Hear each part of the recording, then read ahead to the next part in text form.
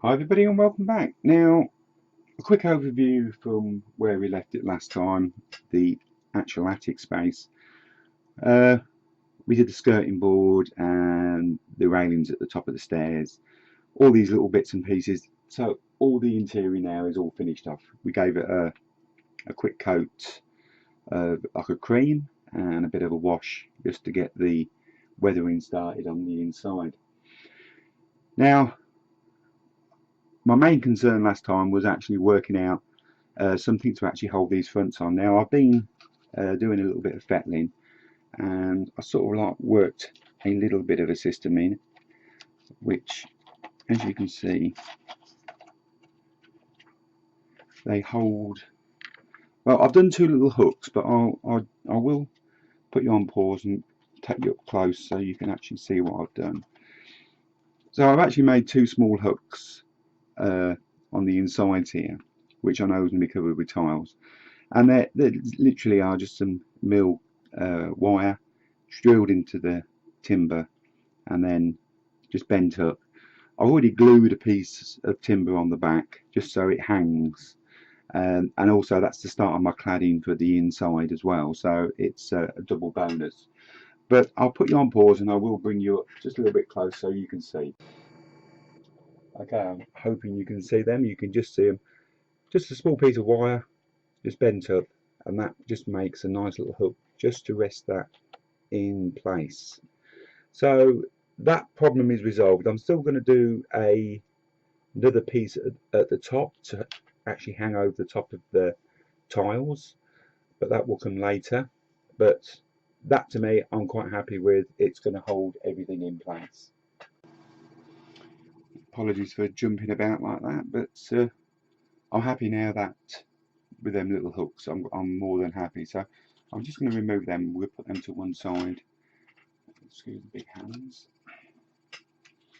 Now, I actually put some pieces of wood last time. Let's try and move you a little bit closer. Make sure you're focused in because it's manual focusing. There we go. I actually put some pieces of wood up on the top here. Now I put these on because in real life that's what they would do. Between the noggins they would put another noggin to actually hold the light, and that's what I'm going to do here. Now I've already made a little bit of wire. I don't know if we can actually see that, but it is very thin. All I've done there is I've used some 0.2 very thin wire, two strands, and just twisted them together, not too tightly, because that's what the cables were in that day, was just a single cable, and then they were just doubled up or tripled up or whatever they needed to run the power around. So that is going to do my wiring quite nice. Now all I'm going to be doing is I'm going to be putting that through there, running it round and just dropping it down the back, and the same that side. I'm dropping it down the back and just making it disappear, not actually going anywhere really. But all I'm thinking is if I do leave a tile out, you're going to see a cable where it should be, and also it's just a nice little bit of detail. Now that bit's straightforward and easy, but we need something hanging off the underneath, and we're going to need a light. And I was in my, well, no, I'll tell you what I'll do. I'll put it on pause and I'll show you. Okay, when I was in my spares box, I came across these little light bulbs. I don't know where they came from. I really can't remember, but they were in my spare box, so I thought I'm going to use them. Now, as you can see, I've just painted the back half black, and if I move this across, I'll tell you what, I don't want to bring the international scale modelers. So I've cut one off, one of the little light bulbs, and I've made a rose. All I used was actually a piece of styrene. This is 3.8 piece of round styrene, painted it black, just cut a thin sliver off, and then I used a 0.4 drill bit, and I've drilled a hole through the piece of styrene and also in the end of the light bulb, and that's where I'm going to pass my wire through, then just super glue it in just to make a rose and a little light. Now I'll make one up just so you can see before I fit it, and then we'll go from there. Okay, that is the made up light, a little rose and the light bulb, and to be quite honest, it looks quite sweet. Now I've left it on the cable. If we pull back, well, no, I'll put you on pause, pull back, and then I can show you. Okay, you can just about see that. I've left it on the cable, and all I'm going to do is just now a little bit of super glue on there, and then just pull it up and hold it in place. And hopefully, if we go down, just turn it up a little bit and refocus you. Sorry about that. We have a very sweet, that is a very sweet little light hanging up in the inside, which just gives it that little bit of detail. Right, so what I'm going to do now, I shall pull you back out again. I shall get the other one done and fitted in, and we'll get, and there we go, two little lights in, one down that end and one down that end. I'm quite pleased with that. Now the next job is going to be to lay this wire in. All I'm going to be doing is I'm just going to be laying it in, and I'm going to be putting a little tiny dab of super glue just to hold it down and hold it all in place, and just chase that all the way through and down the back, and just make it disappear behind some beams, just to give the effect that the cable is going somewhere. So I'm going to get on with that, and I shall be back in a second. Okay, that little job's been done, and you can just about see the cable running over the beams, and if we go right the way around down the back and just disappearing in the bottom there, out of the way. Right, now we're going to turn our attention to a bit of cladding. I'll just put you on pause and we'll pull back and have a little look. Okay, next little mission is to get this cladding done. Now I've already started that. We've got the actual one piece on the back to make the actual hook. So what I should be doing now, I should be cutting some boards and we'll be just cladding this piece right up, and the same with the other bit. And then after I've done that, I will come back and we'll have a look. Right, we've got both sides cladded up now, which is good. I'm quite happy with that.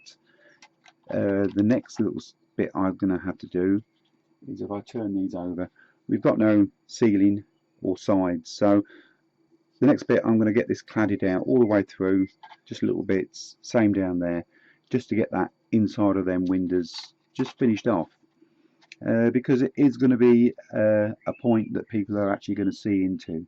So I'm going to get on with them, and I shall be back in a second. Okay, now I've managed to get all the insides done. If I just turn it round and just show you, we've got the little ceiling, the sides cladded out, and also we've got a windowsill in there. So that's all complete, and it sits back in there quite nicely. And the same with the other one.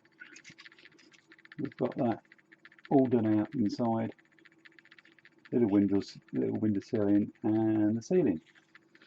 So now what I'm going to do is I'm going to give it a coat of wash all on the outside and get the inside painted, and then we can move on to the next bit. Right, well, I've had a lot of thinking, quite a few cups of tea, and I still haven't decided on a shape on the damaged area. So what I think I'm going to do is I'm just going to go for it, because at the end of the day, what is the worst can happen? So I'm going to need a hole here somewhere, so I am going to cut smaller, I think, than I need, then I can always extend. So here goes. We'll just get the cutters in and we'll start there, there, there, there. Ooh, let's take that bit out.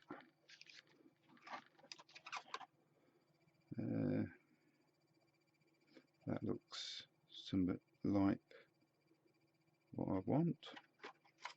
Take through there. Another one there. Another one there. And at the bottom of that one.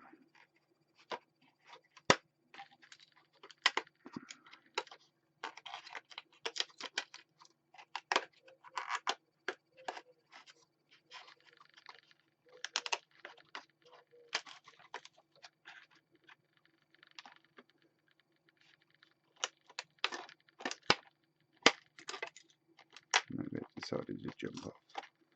If that's the bit that decided to jump off, that's the bit that stays off.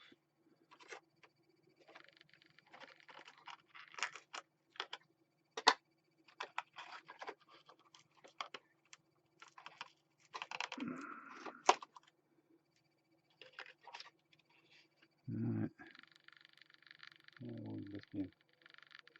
Isn't it?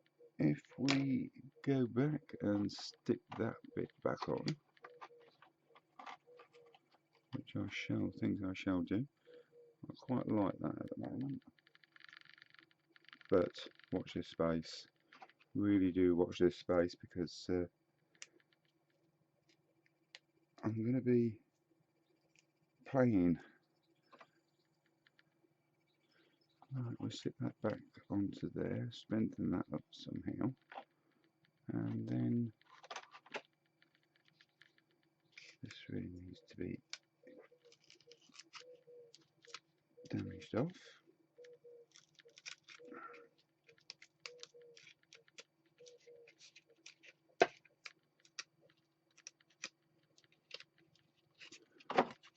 Right. Now that isn't too bad. That isn't too bad.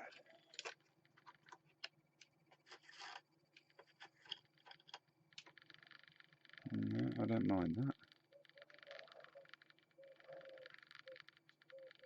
The hole might just get a little bit larger as we go along.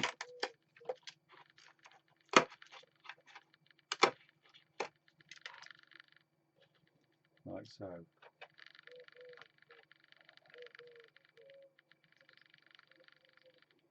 Yeah.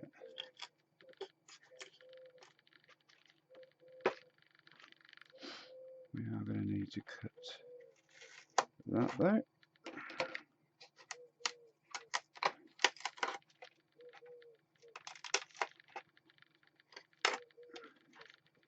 And break a little bit more of them floorboards. Yeah, I'm quite happy with that. I'm going to save all these bits because I'm going to be using them to put as debris. Now I don't mind that. Yeah, I don't mind that.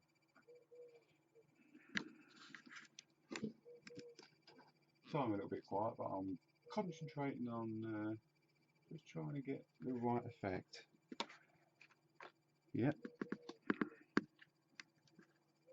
Right, I'm going to put you on pause for a second and I shall be back. I just need a little bit of time now just to think about which way things are going to go. I'll kick off this clip with apologising for the sound level on the last one.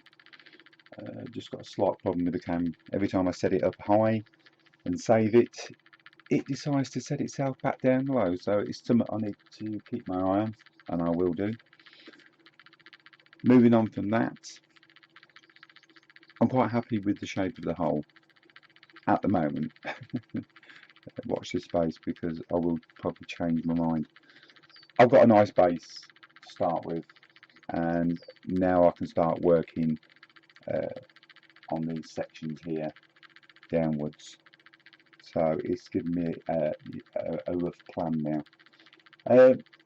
It's going to change a lot, because once we start getting battens on and get it tiled, the whole thing's going to change. So I'm not going to actually be doing the battening and the tiling on this particular video, because we're up to about 15 minutes now, so I'm quite happy to keep these videos at about 15 minutes.